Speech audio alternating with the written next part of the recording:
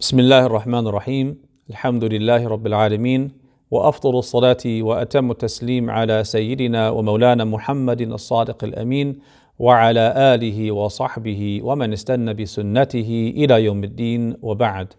Assalamu alaikum wa rahmatullahi wa barakatuh. Alhamdulillah, we are gathered again virtually in studying the book مطهرة القلوب, the purification of the hearts of Sheikh Muhammad Mawlud al-Yaqubi rahmatullahi alayh. Today, inshallah, we're going to look at two diseases of the heart. The first one is called الخوض فيما يعني, translated here as fantasizing. And the second one is خوف الفقر, the fear of poverty. So the first one, fantasizing, the actual Arabic term for this disease is الخوض فيما لا يعني. And this harkens back to a hadith of the Prophet ﷺ in which he said, من حسن إسلام المرء تركه ما لا يعني. From the beauty of a person's Islam is that they leave what does not concern them. So the term used by Imam Muhammad Mawlud is delving into what does not concern one. This delving and involving ourselves in things that do not concern us has an external aspect and an internal aspect. We'll talk about both of these, but he's focusing on the internal aspect. So delving into what doesn't concern us internally is essentially fantasizing. And there are forms of fantasizing that are lawful, forms that are disliked, and forms that are haram. And he talks about the haram forms and considers them diseases of the heart because they are internal. That fantasizing is internal, and there's a haram form of that. Now, the Prophet ﷺ taught us that it is from the beauty of one's Islam to leave what doesn't concern him. And we're not left to our own whims and wishes to decide what concerns us and what does not. A person who is nosy, who has a bad habit of sticking their nose into people's business, may think that the personal business of so-and-so and so-and-so does concern them. And therefore they're fine in asking and prying into their personal lives. We're not left to our own desires to decide what concerns us and what does not. That is defined for us in the sacred law. What concerns us is what concerns our immediate worldly needs and what will benefit us in our worldly life and what will benefit us in the hereafter. Therefore, if something doesn't bring an immediate or long-term benefit to us in our worldly life, in our sustenance, in our survival, and it doesn't bring a benefit for us in our hereafter, that thing doesn't really concern us. That is extraneous. So this is how the Sharia defines what concerns us versus what doesn't concern us. This khawd, this delving into what doesn't concern us, this prying into people's business or thinking about or inquiring about people's business, it has an external aspect and an internal aspect. The internal aspect we call fantasizing. The external aspect is being nosy or being too inquisitive about things that don't really concern us. The person who goes into things that do not concern them is the person who asks too many questions. The one who goes around and asks people personal questions, making them uncomfortable. Are you pregnant yet? When are you getting married? Are you planning on moving anytime soon? This, that. They ask so many questions, prying into people's personal lives. Or they are a gossip hound. They love the gossip column in the magazines. They love the gossip column on the websites and social media, which is a huge factory for خوض فيما لا يعني. And they are always trying to catch up with what's the latest news about so-and-so and their relationship with so-and-so. Are they still married? Are they getting a divorce? What's the hot celebrity gossip? What's going on with them? All of that is خوض فيما لا يعني. and it's blameworthy. And we live in a time in the world where it's so incredibly rampant that it almost affects everyone. And Imam Hassan al-Basri, rahmatullahi alayhi, he once said that one of the signs of Allah turning away from someone is them getting involved in things that do not concern them. When a person gets involved in people's business and they preoccupy themselves with other people's lives, that is a sign that they are turning away from Allah Ta'ala and that Allah is turning away from them, because they're not focusing on what's of personal benefit for them and their families in this world, and they're not focusing on what's of personal benefit for themselves and their families in the hereafter. So that is the outward aspect of الخوض فيما يعني. Imam Muhammad Maulud, however, is talking about the internal aspect that we call fantasizing. Fantasizing here is the disease of the heart of thinking about things that are unlawful in a way that is where a person is fantasizing about them. And he mentions two examples of this, and we'll mention a third. The first example he mentions is fantasizing over the beautiful qualities of a woman to whom one is not married. This is an example of haram fantasizing. And this would apply for men and women. For a man to fantasize about a woman to whom he's not married in a carnal way, or for a woman to fantasize over a man she's not married to in a carnal way, is unlawful. It is haram. We find in the books of law, in all of the four schools of law, that with a minor exception in the Shafi'i school, there's some debate about some of the parameters of this, but even in the Shafi'i school, this is represented. So we can say, broadly speaking, that within the four schools, you find this position, that it is haram, it is unlawful for a person, man or woman, to fantasize about someone they're not related to in a carnal and sexual way, particularly if they're having intercourse. This is how it is worded in the books of law. What is the ruling on a man or a woman having intimate relations with their spouse while fantasizing about another person? In the Hanafi school, in the Maliki school, in the Hanbali school, and a strong position in the Shafi'i school, this is considered unlawful. It is a haram form of fantasizing. Because generally, anything that is haram to do is haram for us to fantasize about. And we want to draw a distinction between thinking about something, as in conceptualizing it, and fantasizing about it. You could think about drinking alcohol, meaning you have an image in your mind. You see people drinking, or you see billboards and advertisements advertising beer and wine and so on, and you have a concept in your mind of what drinking alcohol is. So you have your imaginative faculty is being used as you conceive of it. This is the tasawwur. That's not haram. What is haram would be for a person to fantasize about it, where they picture themselves, maybe they're sitting on the beach and they have a 6-pack of beer and they're doing all of this and that haram, and they're enjoying themselves and they're fantasizing and deriving some pleasure through that fantasy. That is خوض فيما لا يعني, on a haram level of fantasizing. That applies to the first example.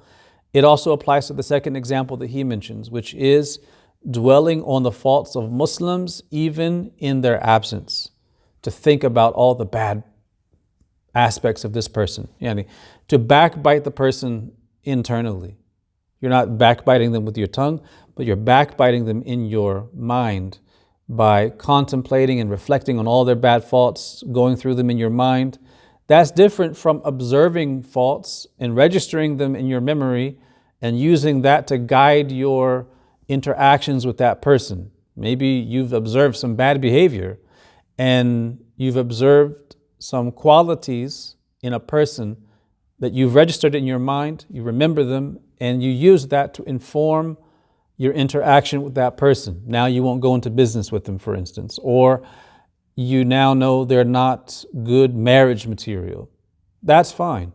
But to sit there as a hater, thinking about people's faults and using the imaginative faculty to replay those things to keep that negative image without an actual worldly or shar'i benefit is considered haram fantasizing.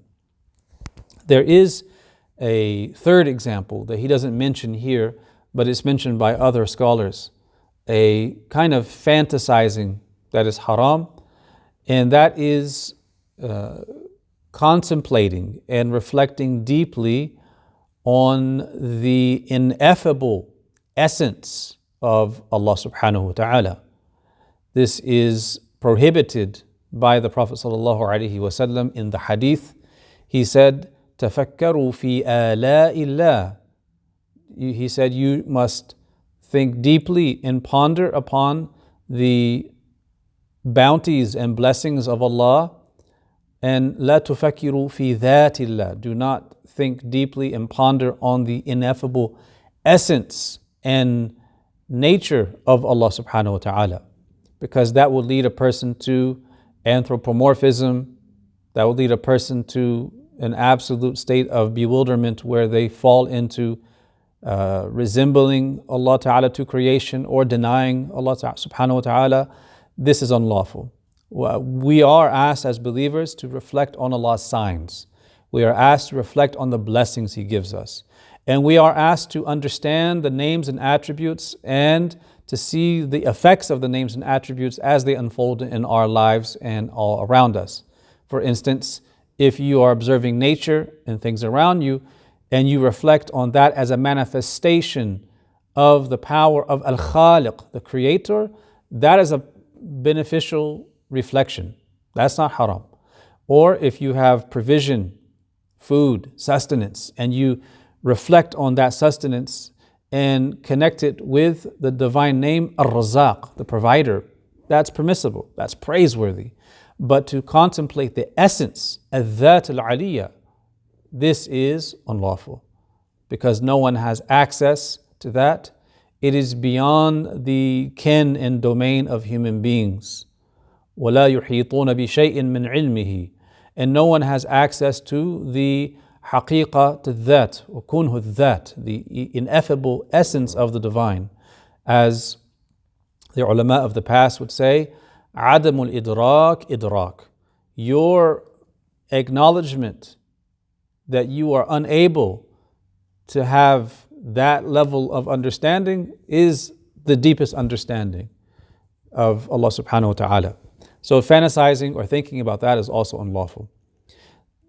So we go now to the second disease of the heart, and that is the disease of خوف الفقر, the fear of poverty.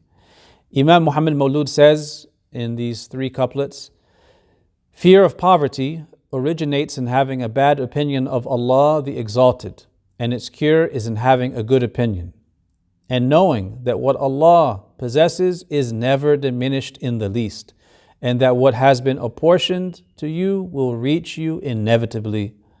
One who uses his religion as a means of benefiting his worldly condition is a sycophantic hypocrite in his transaction, and he ultimately shall be the one defrauded. Fear of poverty, خوف الفقر, is defined as a feeling in the soul that if one loses their wealth that they possess, that they will be in a state where they will not acquire what they need. This is the very basic definition of خوف الفقر. Now, this khawf, this fear of poverty, stems from having a negative opinion of Allah subhanahu wa ta'ala, is harboring a negative opinion of Allah ta'ala that causes one to harbor fear of poverty. Ultimately, this is coming from a place of ego and most often coming from whisperings of shaitan. Allah ta'ala mentions in Surah Al-Baqarah, الشيطان يعيدكم الفقر ويأمركم بالفحشاء والمنكر. It is shaitan who threatens you with poverty and enjoins you to commit immoral actions. So the fear of poverty can come from within the ego, It can also come from the whisperings of shaitan, where he threatens the person that if they spend their wealth, they're going to become poor, so that they hold back and do not spend that money in what is obligatory or recommended.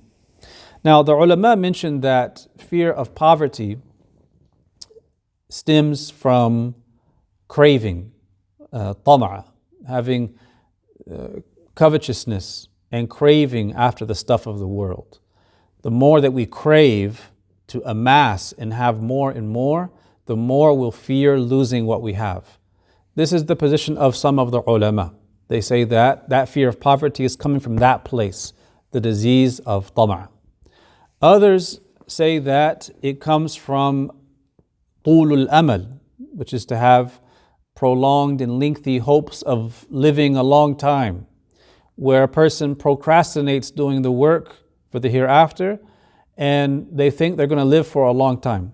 Now, this is the position of some ulama, and their logic is that if you have prolonged hopes that you're going to live for a long time, you have to preserve your capital. You have to preserve what you have. You have to conserve the money that you have coming to you, because if you don't, if you give it to this one and that one, or spend it in zakat or sadaqah, you're going to diminish your income, and you have a long time left to go. So, because you've guaranteed for yourself you're going to live for a long time, you have to watch out for your money. This is the root of the disease according to some of the ulama. Here, Shaykh Muhammad Maulud is saying that the root of fearing poverty is having a bad opinion of Allah subhanahu wa ta'ala, because ultimately it is forgetting where the money comes from, forgetting who is the true doer, the true giver. Allah subhanahu wa ta'ala is al-mu'ati, He is the giver. He is al-raziq, He is the provider.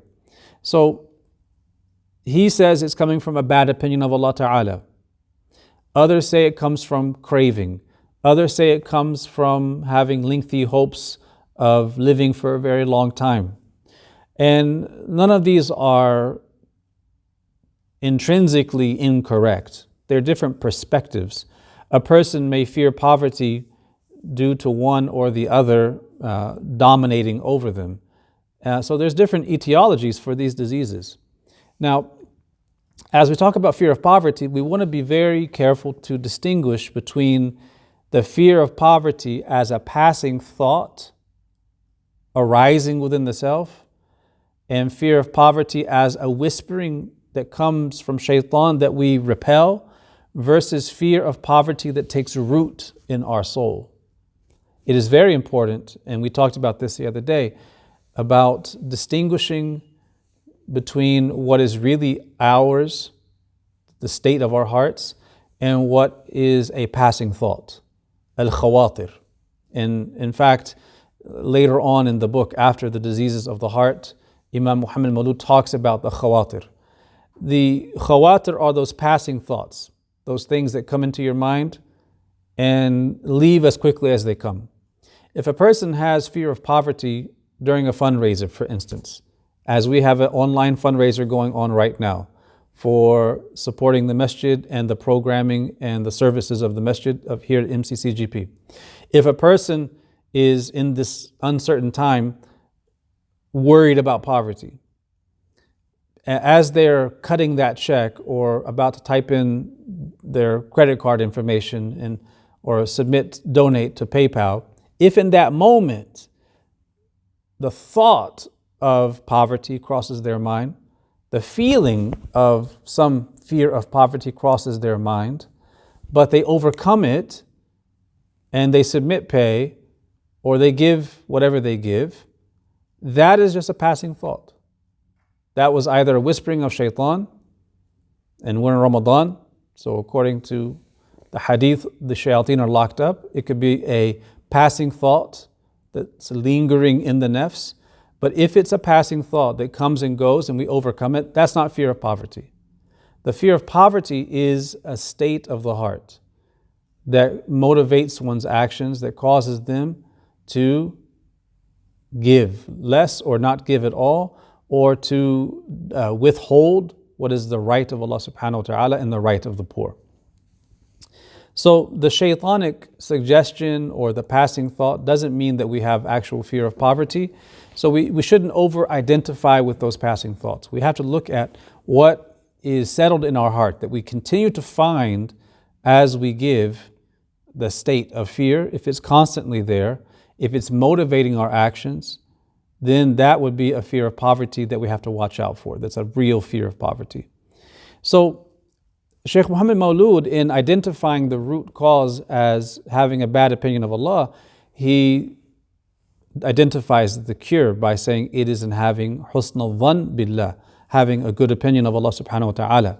Essentially, it is to see Allah ta'ala as the provider, as the real doer, to see the reality through the perspective of Tawheed, through the perspective of La ilaha illallah, La ilaha illallah, to see that everything is coming from Allah subhanahu wa ta'ala.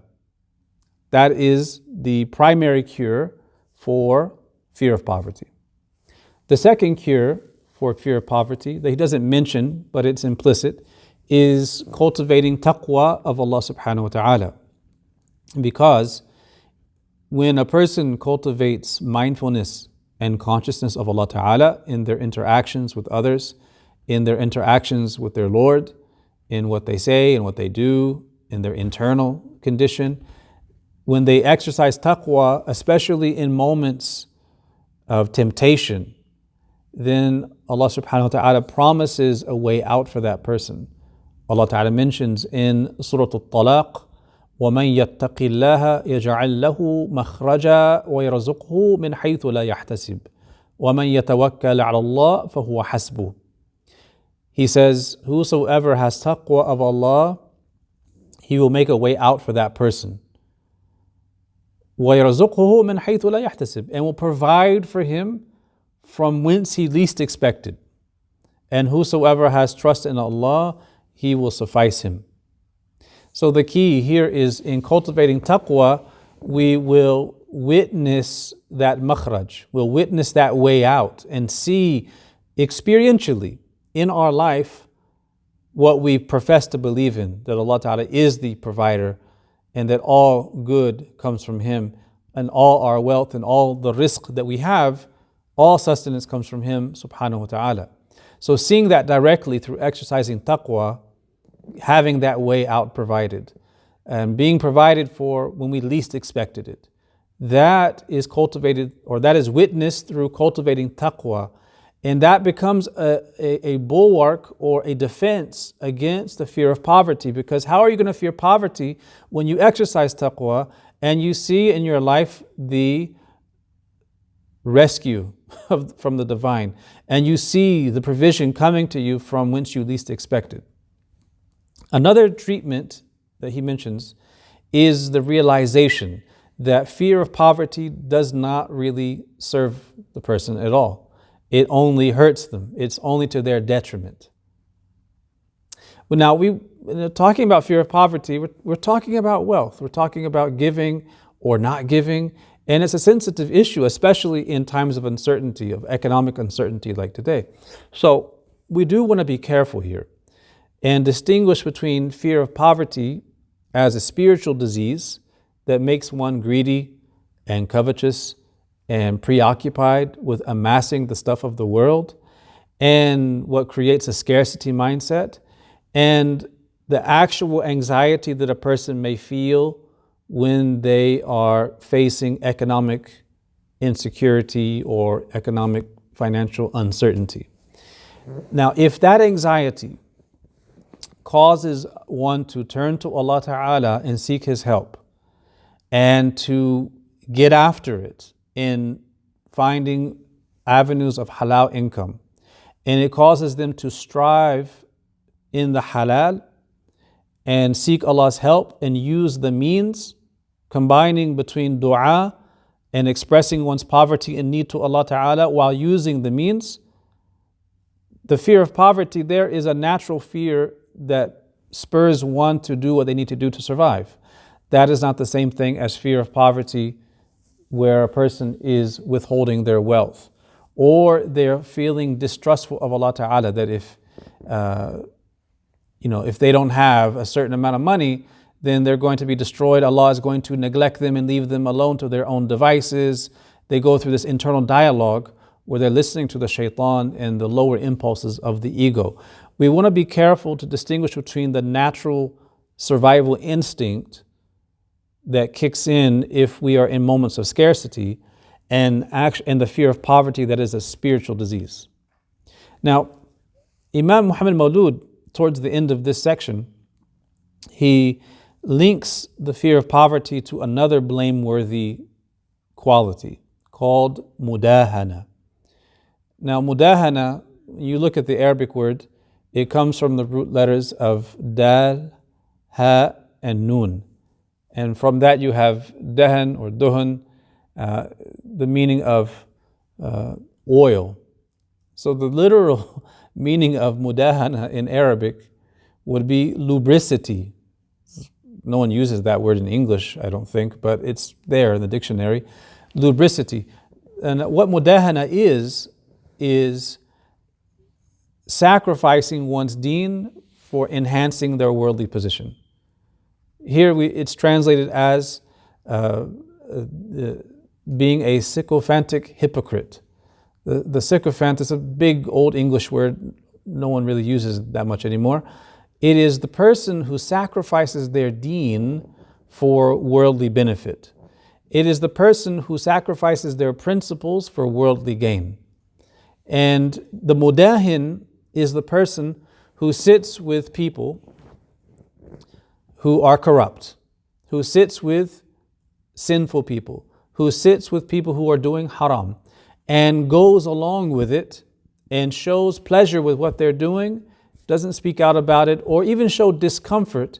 They sacrifice their principles and sacrifice their deen in keeping this conspiracy of silence for the sake of their worldly benefit. And he says that this is condemnable as well. This is not being sociable. This is not being nice in a public setting when you can't control people's behavior. It is throwing away principles for the sake of worldly benefit. And this is mentioned in the Quran because Quraysh wanted that kind of compromise. They wanted the Prophet ﷺ and the Muslim community to compromise with them and agree to praise their false gods and engage in their false rituals in return for being left alone. And the Prophet ﷺ was asked to compromise his principles. And of course he did not. And Allah subhanahu wa ta'ala reveals in the Quran, وَدُّوا لَوْ تُدْهِنُوا فَيُدْهِنُونَ. They, Quraysh, love that you should compromise so that they compromise as well. This is mudahana. And this is an aspect of fear of poverty, that a lot of times when a person is afraid of poverty, they will engage in mudahana, this lubricity, this sycophantic hypocrisy of going along with what is wrong and not saying something about it because they want to get worldly gain from that. And this is what he defines as sacrificing one's deen for worldly gain. May Allah Ta'ala protect us. So inshaAllah, we're going to cover in the next disease, tomorrow, we're going to cover the disease of showing off. And that might take 2 or 3 sessions because it's one of the more detailed sections in the poem. We ask Allah subhanahu wa ta'ala to purify us and to cleanse us in this blessed month of Ramadan and to remove each and every one of these diseases from our hearts so that we come out at the end of this month pristine and purified. Allahumma tahhir qulubana, Allahumma tahhir qulubana, Allahumma tahhir qulubana, Allahumma ya muqallib al-qulub, thabbit qulubana ala dinik. Walhamdulillahi Rabbil Alameen. Wassalamu alaikum wa rahmatullahi ta'ala wa barakatuh.